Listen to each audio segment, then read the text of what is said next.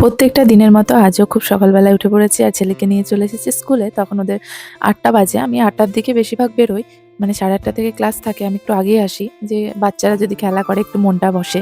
তো সেই মতো ওকে ৮টায় নিয়ে চলে এসেছি। আর এদিকে এসেই দেখো ছেলে কি সুন্দর খেলা করছে সবার সাথে। তারপরে ওদিকে তো হল ঘরে নিয়ে গেল। তবে আজকে হল ঘরে নিয়ে গেছে ঠিকই। তবে মায়ের সঙ্গে ছেলেকে বসতে দিচ্ছে না। মানে যাদের বাচ্চা খুবই কান্নাকাটি করছে তারাই শুধু মাকে নিয়ে বসে থাকতে পারছে। তবে আমার ছেলে এদিকে ভালো যে ও কান্নাকাটি করেনি। তারপরে এই যে ১ ঘন্টা ক্লাসের পর ছুটি হয়ে গেছে এখন। হ্যাঁ, আবার এদিকে আসো। আস্তে এদিকে আসো, এদিকে প্রণাম করবে, আসো। হ্যাঁ, এটা ঠাকুর। প্রণাম করো। হ্যাঁ হ্যাঁ করো। চলো আসো এবার। আজকে বাড়িতে অনেক কিছু রান্না হবে, তো সেই মতোই মা লেগে পড়েছে রান্নার কাজে। আর আমি ছেলেকে ভাত খাইয়ে এখন টিউশন আছে ওর, তো সেই মতো ওই যে খাইয়ে একটু রেস্ট নেওয়াবো, তারপরে দিয়ে দেবো টিউশনে। তো চলো ওকে টিউশন দিয়ে আসি। ছেলে রেডি হয়ে গেছে, চলো চলো আস্তে আস্তে হাঁটো। ওই বাবাই, সোনা পড়তে যাচ্ছে, দেখি একটু মুখটা। আসো, চলে আসো। যাক। তো ছেলেকে তো টিউশন দিয়ে চলে আসলাম, আর বাড়িতে অনেক কাজ আছে, চলো বাড়ি যাই। তার আগে এই যে বাবা এখন কাঠের মধ্যেই ভাতটা করে নেবার, মায়ের এদিকে রান্না প্রায় কমপ্লিট। এদিকে কষা মাংস আমার জন্য তুলে রেখেছে, কারণ আমি ভীষণ ভালোবাসি খেতে। আচ্ছা, আমার মতো কে কে আছে বলো তো, যারা কষা মাংস দেখলেই লোভ সামলাতে পারো না? যদি থেকে থাকো অবশ্যই কমেন্টে জানাবে, আর কার কার ভালো লাগে সেটা তো জানাবেই। তো যাই হোক, এদিকে কষা মাংস খাওয়া কমপ্লিট। চলো এবার, আমার অনেক কাচার আছে, দুদিন ধরে জমা হয়ে পড়ে আছে, কাচার টাইমই পাইনি। সেগুলোকে কেচে নিয়ে এখন চলে যাচ্ছি ছাদে। আর এখন প্রত্যেকটা দিনই জামা কাপড় কাচতে হয়। আমার ছেলে যে জামাটা একবার পরে সেই জামাটা দ্বিতীয়বার পরানো যায় না, এত পরিমাণ ধুলো, মানে ময়লা পুরো শুয়ে পড়ে, কি বলবো। তো যাই হোক, একদিন মনে করি যদি না কাচবো পরের দিন আরো জড়ো হয়ে যায়। তো প্রত্যেকটা দিনই কাচা থাকে।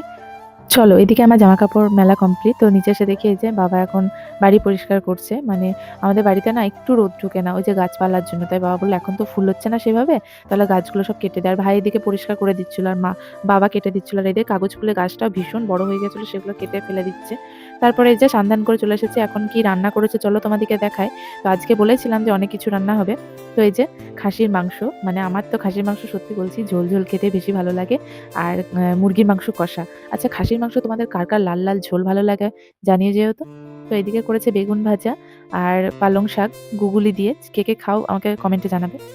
আর এই যে ভাত, আর সাথে আছে ফুলকপি আলুর তরকারি। আর ছিল দই মিষ্টি। ও সরি, দই মিষ্টিটা এখনো আনা হয়নি, বাবাকে পাঠিয়েছিলাম, বাবা এর মধ্যে নিয়ে চলে আসবে। তো কিসের জন্য এত কিছু রান্না সেটাই তোমাদেরকে বলতে ভুলে গেছি। তো আজকে ছিল আমার ননদ শাশুড়িদের নিমন্ত্রণ, মানে আমাদের বাড়িতে নিমন্ত্রণ। মানে আগের দিন আমরা খেয়ে এসেছি, আজকে আমরা বলেছি।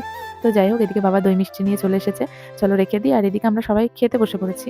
তো ছেলেকে তো আগেই খাইয়ে নিয়েছি, তারপরে আমরাও খেতে বসে পড়েছি। আর এদিকে দেখো, তো এই দিনটা ছিল শুক্রবারের দিন। তো আজকে ভিডিওটা এডিট করে আপলোড করছি। তো আমার এতদিন এডিট করার কারণে ভিডিও আপলোড করতেই পারিনি। তো যাই হোক, এবারে নিয়ে চলে এসেছি, মানে খাওয়া দাওয়া কমপ্লিট হয়ে গেছে। তারপর দই মিষ্টি দিচ্ছে, আর আমার ভাই দেখো একটু ভিডিও আসতে চায় না, তাই ওকে জোর করে একটু ভিডিও নিয়েছি। আর এদিকে আমার ছেলের, আমার ননদের ছেলের মজা দেখো, সে ঢোল নিয়ে ওরা দুই ভাই, আর এদিকে আমার ছেলে, 3 ভাইতে সারা বাড়ি মাতিয়ে রাখছে। সবাইকে তো দই মিষ্টি দিয়ে চলে আসা হয়েছে, তারপর আমি এই যে পুরো হাঁড়ি নিয়ে বসে পড়েছি। তো 2টো ভাঁড় নিয়ে এসেছিল বাবা, তো একটা ভাঁড় পুরো শেষ, আর একটা ভাঁড়ে যে কিছুটা ছিল সেটা নিয়ে বসে পড়েছি। দই প্রায় সবাই খেতে ভালোবাসে, আর আমার ছেলে তো বিশেষ করে বেশি ভালোবাসে।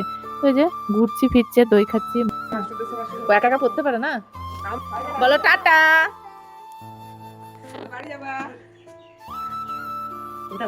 হ্যাঁ, উঠে পড়েছে, কিছু বললেনি। তারপরে এই যে অনেকক্ষণ গল্প করার পর এখন ননদরা চলে যাচ্ছে বাড়ি, আর আমার ছেলে যাওয়ার জন্য কান্নাকাটি করছিল। তো বললাম চলো আমরা একটা জায়গায় ঘুরতে যাব। তো সেই মতো আমরাও রেডি হয়ে বেরিয়ে পড়েছি। আমি শোনে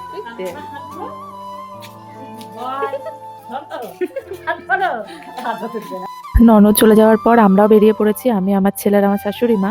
তো এখানে এসেছি হচ্ছে আমার শ্বশুরমশাইয়ের বন্ধুর বাড়ি। তো ওখানে কিছুক্ষণ বসে গল্প টল্প করলাম। আর আমার ছেলে আস্তে আস্তে দেখো ঘুমিয়ে পড়েছে, তাই ওকে শুয়ে দিয়েছি।